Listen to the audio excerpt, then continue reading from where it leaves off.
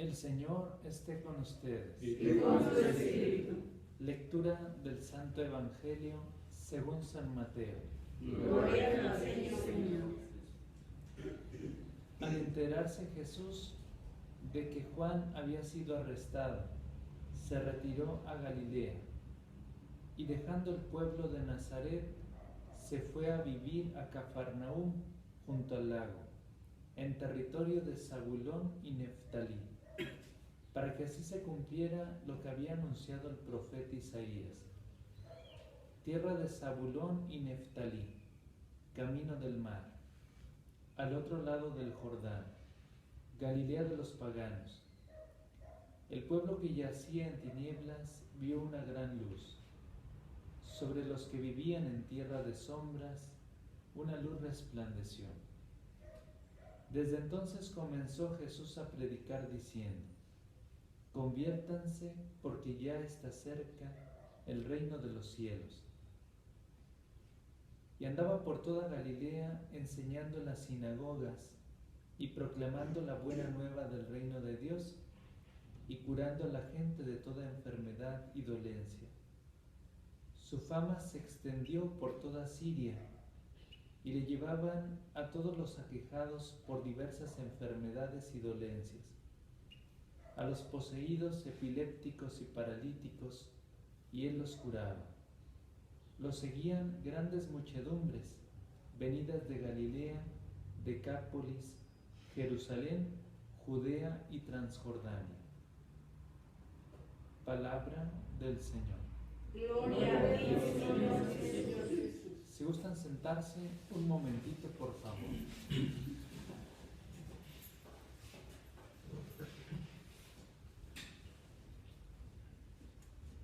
Hermanos, el día de ayer celebrábamos la solemnidad de la Epifanía, cuyo nombre significa manifestación del Señor Jesús a todas las naciones. Por tanto, es una solemnidad que refleja la luz divina. Es misterio de luz, luz del amor de Dios en Jesucristo. Hoy quiero profundizar en cada una de las lecturas, pero sobre todo en la primera lectura de la primera carta del apóstol San Juan, en el capítulo 3 y en parte del capítulo 4. ¿Qué es lo que nosotros encontramos en esta lectura tan breve, pero tan llena de contenido? En primer lugar, dice el apóstol San Juan: puesto que cumplimos los mandamientos de Dios y hacemos lo que le agrada, ciertamente obtendremos de Él todo lo que le pidamos. ¿Por qué los santos alcanzaban tanto de Dios? Porque hacían en todo la voluntad del Señor, cumplían sus mandamientos, se fijaban en lo esencial y lo llevaban a la práctica, buscando agradar a aquel que los llamó. Y dice más adelante el apóstol Juan: este es su mandamiento. Hace algunos días escuchábamos en la misma carta que estamos meditando que el apóstol San Juan afirmaba referente al mandato de Dios, que es el mismo mandamiento que se tenía desde antiguo, pero que a la vez es nuevo. Vamos a profundizar en este sentido. Dice el apóstol Juan: este es su mandamiento, que creamos en la persona de Jesucristo, su Hijo, y nos amemos los unos a los otros conforme al precepto que nos dio. Es muy profundo porque el mandamiento, tanto antiguo como nuevo, es que creamos en Cristo y que ejerzamos el amor. ¿De dónde proviene el amor esencial? De Dios. Dios nos envía su Espíritu a nuestro corazón para que nosotros podamos estar unidos desde el Espíritu con el Padre y con el Hijo. Por eso dice Romanos 5:5, el amor de Dios ha sido derramado en nuestros corazones por el Espíritu Santo que nos ha sido dado. Ese amor del Espíritu, que es el amor de Dios, garantiza que nuestro espíritu pueda amar con el mismo amor que Dios nos da y que lo amemos como Él quiere ser amado. Por eso dice el apóstol Juan, este es su mandamiento. Primero, que creamos en la persona de Jesucristo. Podríamos decir que Cristo es el centro de toda la palabra de Dios. Aun cuando explícitamente o claramente no se mencione como Jesucristo en el Antiguo Testamento, sin embargo, Cristo es el centro de toda la Escritura. Si quitamos a Cristo del Antiguo Testamento, este no tiene ningún sentido. Si nosotros ponemos a Cristo en el centro de los testamentos, entonces todo adquiere su verdadero sentido, significado y profundidad. ¿Cómo podemos comprender rectamente la palabra de Dios? Teniendo a Cristo en nuestra mente, en nuestro corazón, y que el Espíritu que ya está en nosotros sintonice con la palabra que meditamos. Porque es el Espíritu el que la ha inspirado, es Él, el Espíritu, el que está en nosotros y que nos permite permanecer en Dios. Por eso sabiamente explica el apóstol Juan, en esto conocemos por el Espíritu que Él nos ha dado, que Él permanece en nosotros. ¿Cómo se le llama a esa permanencia de Dios en nosotros? Se le llama inhabitación trinitaria. ¿Qué significa inhabitación? Que Dios habite en inhabitación. Habitar en, es decir, que Dios habite por la fe y por el amor en nuestro corazón. Esto es muy precioso porque el Espíritu es garantía de pertenencia, de renovación y de transformación. El Espíritu es el que nos permite vivir unidos a la Trinidad. Y este Espíritu nos hace discernir qué viene de Dios, qué no viene de Dios. Por eso es necesario orar al Espíritu, para que Él se active en nuestro ser, se haga vida en nosotros. Porque si bien es cierto que el Espíritu ya está en nosotros, si nosotros no lo activamos, no lo obedecemos, no lo escuchamos, no se hace vida en nosotros. Dice el apóstol San Juan: examinen toda inspiración para ver si viene de Dios. Examinen toda inspiración para ver si viene de Dios. ¿Qué significa examinar? Significa analizar, probar,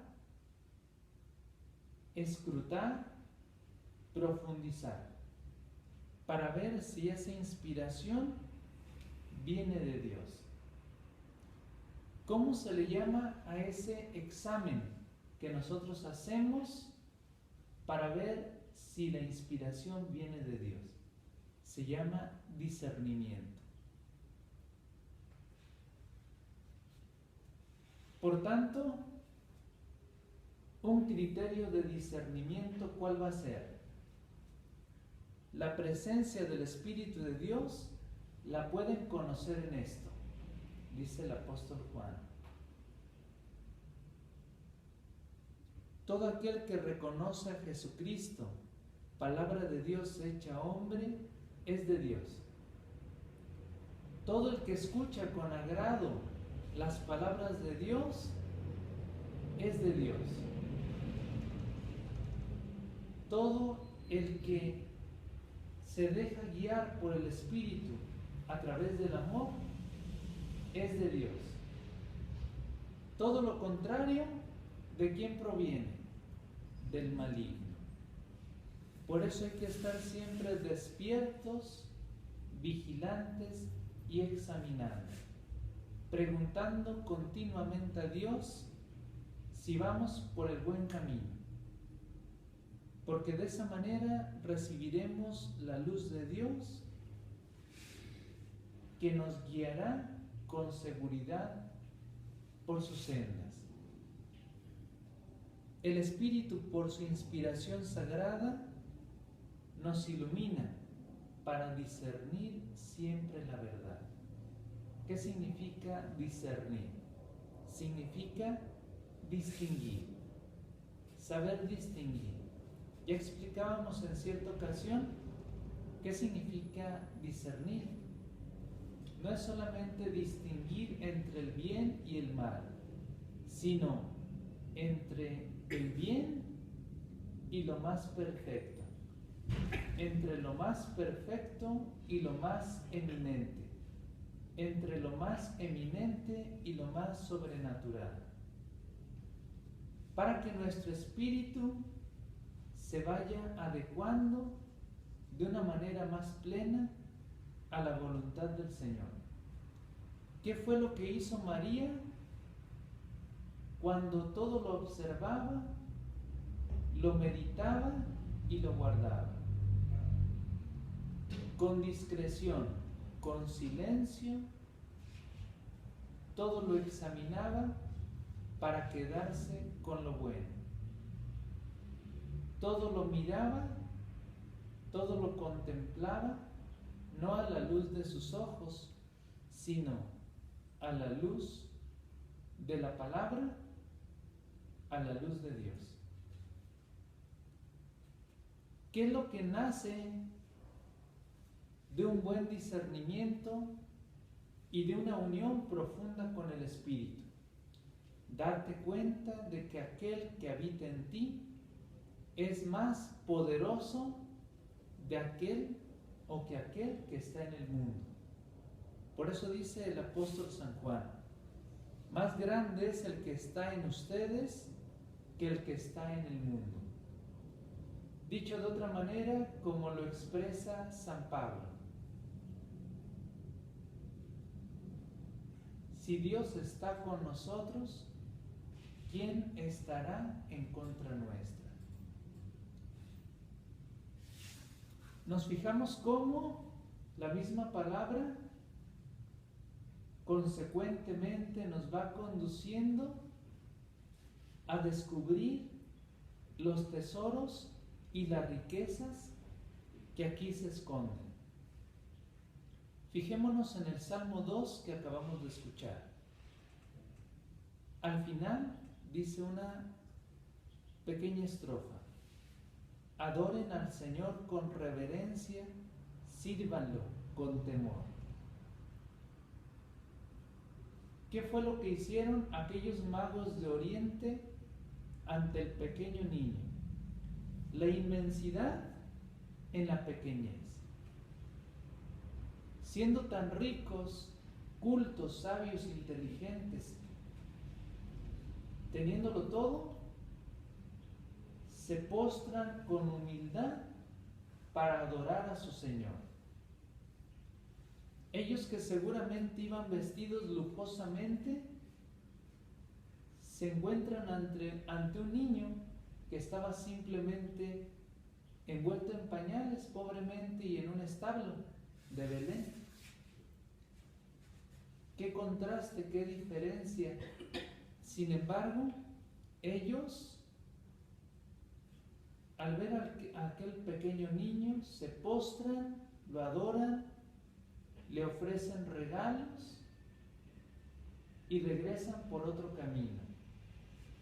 Es decir, se convierten, retornan al camino de Dios, se van bañados con el esplendor divino. Dice este Salmo 2, adoren al Señor con reverencia, sírvanlo con temor. Para adorar al Señor verdaderamente necesitamos disminuir en nuestro ego y dejar llevarnos por la inspiración divina. Hoy también en este Evangelio de San Mateo, en el capítulo 4, encontramos un eco de la Epifanía, porque nos habla del misterio de la luz reflejado en Cristo. Dice la carta a los Hebreos en el capítulo 1, versículos 3 y 4. Él es el resplandor de la gloria del Padre, imagen fiel de su sustancia. Es decir, Cristo manifiesta la grandeza del Omnipotente de manera humildísima. Y solamente quiero centrarme en esta frase que el evangelista Mateo presenta con respecto al profeta Isaías, para que descubramos que en Cristo se cumple la Escritura. Dice: tierra de Zabulón y Neftalí, camino del mar, al otro lado del Jordán, Galilea de los paganos. El pueblo que yacía en tinieblas vio una gran luz. Sobre los que vivían en tierra de sombras, una luz resplandeció. ¿Cuál es esa luz que brilló y resplandeció? La luz esplendorosa de Cristo y del Espíritu Santo. Porque en el momento en que el Padre envía a su Hijo, en esos momentos nos da todo su bien divino, el bien supremo, porque en Cristo se nos dio el Espíritu Santo. Por tanto, nos dotó, nos donó, nos dio su sabiduría y su amor. Vamos a pedirle en estos momentos a María que descienda sobre nosotros como la luz que nos guía hacia Cristo y Cristo hacia el Padre, para que podamos caminar siempre con discernimiento, con gracia y en la paz. Que así sea. Dejamos un momentito de silencio.